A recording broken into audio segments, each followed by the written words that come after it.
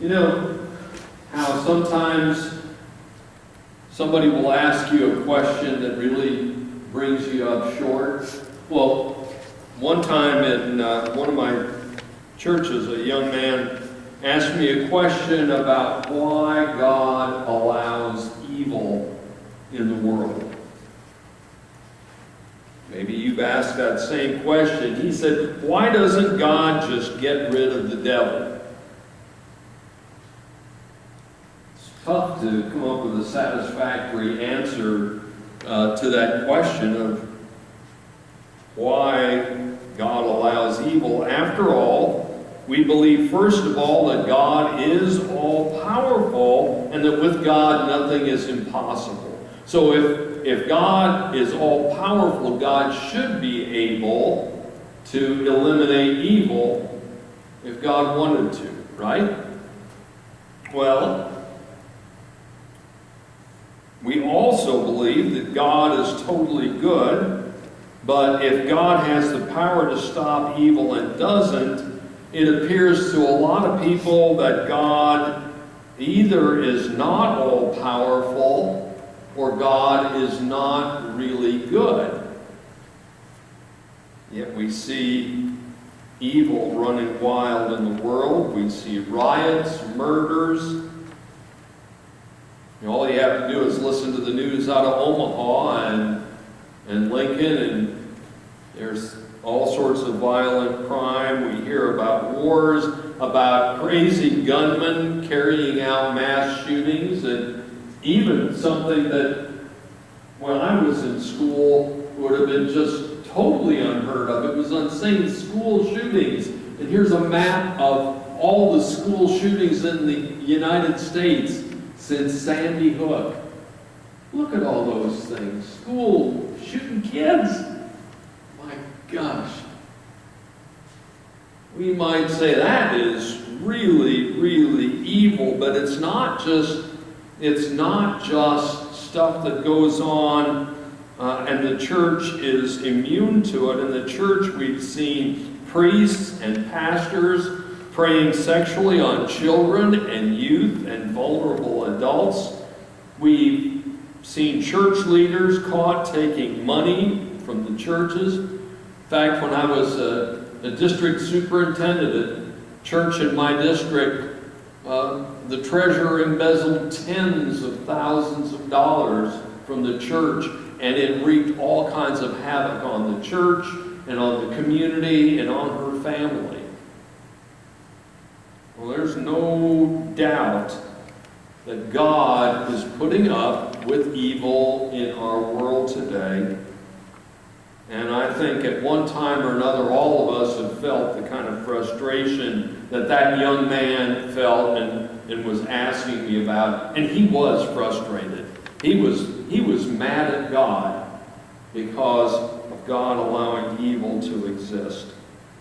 Now, it's easy to come to the point where we blame God for either being powerless to stop evil or not caring about people suffering. Some people even go a step farther and blame God for causing all of the evil that we see around us today. You know?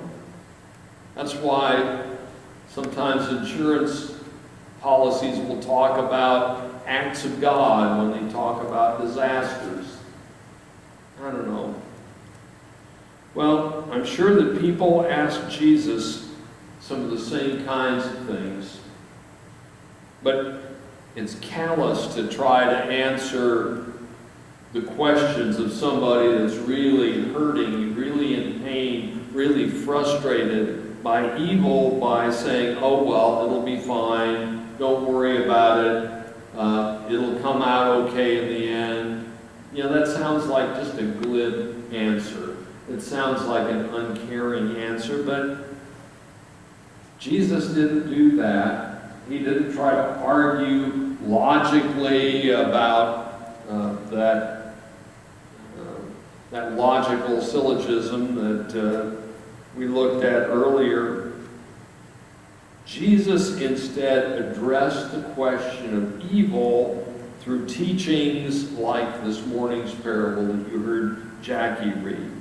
You heard the parable, a guy planted good wheat in his field, and that night as he and his household slept, an enemy came and sowed weed seeds in it. But it wasn't just any old kind of weed seed. It wasn't pigweed. It wasn't bindweed. It wasn't morning glories.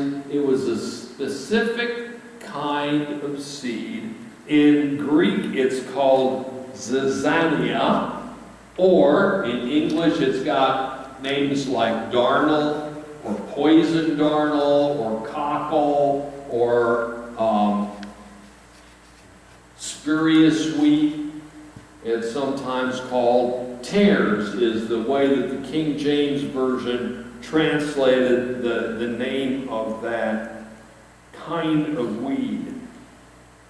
Now, the thing about darnel is that if it's among wheat, it looks just like wheat growing up until the heads form. Now, this is what the heads of wheat on the left and darnel on the right look like. And if you don't know what you're looking for, it's still kind of hard to tell the difference, isn't it? You could easily confuse the darnel on the right with the wheat on the left. And, you know, in that parable, the servant said, wait a minute, should we go out into the field and start pulling up the weed seeds? And the owner said, no, you don't want to do that because you might pull up the good wheat when you're trying to get the weeds out. Well, you have to look pretty closely to be able to tell the difference before the harvest. But the problem with darnel is really twofold. First, if darnel is harvested and ground up in flour and you bake bread with it, it makes the bread really bitter, really nasty tasting. Not only that, if there's just a little bit, it'll just make you sleepy, but a little bit more will make you sick. And a bunch more can even kill you. So this darnel is toxic. It's not just that it sort of competes with the wheat for the nutrients in the soil and the moisture. It is something that is deadly. So it was a good call when the owner said, no, we're going to wait until the harvest. And then when it's time for the harvest, then we'll pick out the darnel or the tares and tie them in bundles and burn them so that that seed doesn't survive and cause more to grow. Even though darnel looks a little bit like wheat when it's ripe, and there must be several different varieties of darnel. Not all of them look like the one on the right there. There are some that look a little different, as you'll be able to see with some of the pictures of darnel that I have in this message. But when harvest comes, there are a couple of things that happen. First off, darnel tends to be a little taller than wheat. And when wheat gets ripe, what does it do? The heads bend over. Now, my dad always said, you can't wait that long to combine the wheat, because if you do that, it's too long, you start losing kernels, and it's a problem. But if you let wheat go, that's what happens. The heads bend over. Darnel has light seeds, and so it keeps standing straight up. So it's easy when harvest comes to separate the two, and that's why it's easy to pick the darnel out or the tares out and get them out of the field and burn them so that they don't make anybody sick. Jesus told his hearers that he's the one that sows good seed, the people who are obedient to God's word. The toxic darnel represents the children of the devil. The harvest is the end of the age, and the harvesters are the angels.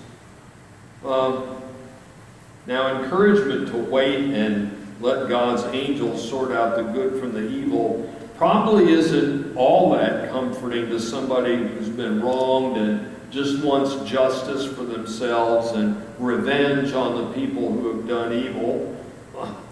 Look at our popular action movies, right? Now, I'm thinking about stuff in the 80s and 90s. In those movies, they usually use violence or their wits to get revenge on the evildoers. Now, the Die Hard movie would not have been popular if Bruce Willis had just limped off into the snow and let God take care of the terrorists in that skyscraper, right?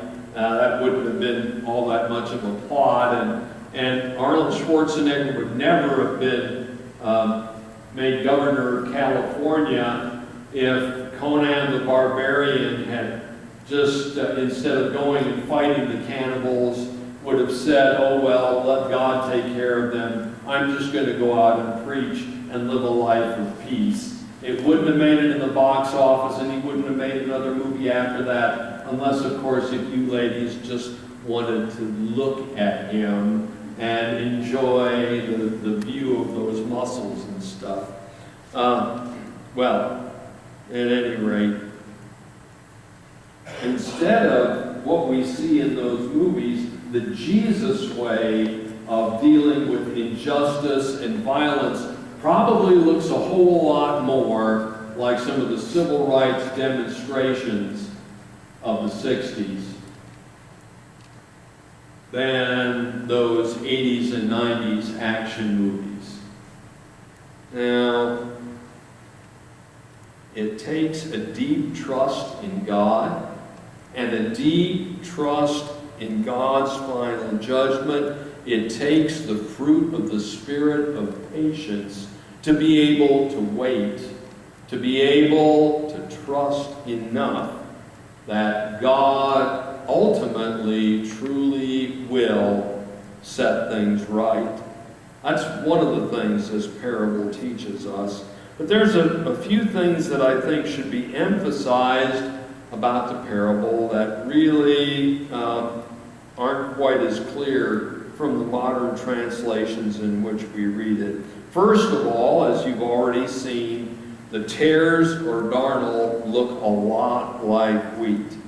Sometimes it's hard to tell the difference between good and evil until you look really closely and study the two, because darnel always masquerades as something good. It's always masquerading as wheat, and there's no wonder that it does that, because the scriptures tell us that the devil masquerades as an angel of light, and it's not surprising that his servants also masquerade as servants of righteousness.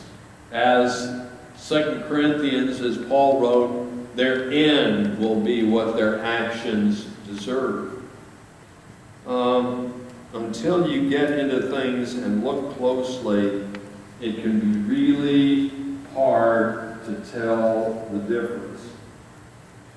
In the 1930s, I've been doing a lot of reading lately about Britain and the United States in the 1930s, and there were a lot of people, not everybody by a long shot, but there were a lot of people that thought that Adolf Hitler was a pretty darn good leader. I mean, after all, he had turned German economy around. They were very prosperous before World War II. Unemployment was way down under Hitler. Hitler was dead set against communism. He was determined to battle communism. And especially in Britain, there were some folks that, boy, they were ready to go and fight for him against the communists, against the Soviet Union. But that stopped when they started seeing the fruit of Nazism, when they started seeing the invasions of foreign countries, when they started seeing the mass killing and the war breaking out. They hadn't looked closely enough before then to mind the lies that Hitler told and kept telling. They didn't mind the bullying and the bad-mouthing he did of his political opponents. They didn't mind the violence that the Nazis carried out against those who disagreed with them. They didn't mind the murders, in fact, that the Nazis committed to gain and to keep control in Germany until the fruit became very evident to everyone. So you have to look closely and think carefully about the difference between what's good and what's evil. Now, second, in this parable, there isn't like one field of good wheat over here and across the road another field of the toxic darnel. No, they're all intermixed. And that's the way it is in the world. The darnel is mixed in with the children of the kingdom. It's not just us good folks here in the church and everybody outside is bad. Sometimes the enemy is in our midst, and sometimes there's good wheat out there that we're just not being sensitive to. Third, the effects of the children of the evil one, as I said before, aren't neutral. Darnel mixed in with flour makes it bitter. It's awful tasting. Not only that, it can sicken you. Just like the children of the devil can sicken a society, and they'll ultimately kill it if they're not stopped. We have to be careful that we don't swallow what they have to offer. Finally, here's the hard part. We, as servants of the owner, aren't qualified to tell who is who. Sometimes we get it wrong. We aren't qualified to short-circuit the process because Jesus said the harvest comes at the end of the age. Sometimes we make judgments about somebody being a bad person and we don't know the whole story. Jesus said the reapers are the angels, and only the reapers know how to sort them out from one another. That at the end of the age. Eliminating the children of the devil and the things that cause suffering too soon could cause irreparable damage to the children of God. That's a long answer to why does God allow evil. Ultimately, however, we know that the children of the evil one will be burned in the fire, and the children of God will be brought into God's presence. It's still hard to wait, though, isn't it? It's hard to watch evil run rampant, but before long, it will all be clear. So, to end this message with a positive tone, I'd like to share that old Irish prayer with you. Oh God, may those who love us, and those who don't, may you turn their hearts. And Lord, if you do not turn their hearts, may you turn their ankles, so we will know them by their limping. A fellow at Ithaca came up to me afterward and he said, I'm limping, but it's not my ankle, it's my knee. So if somebody comes running up to you limping, you have to look a little carefully after that prayer to know where the limping is caused from.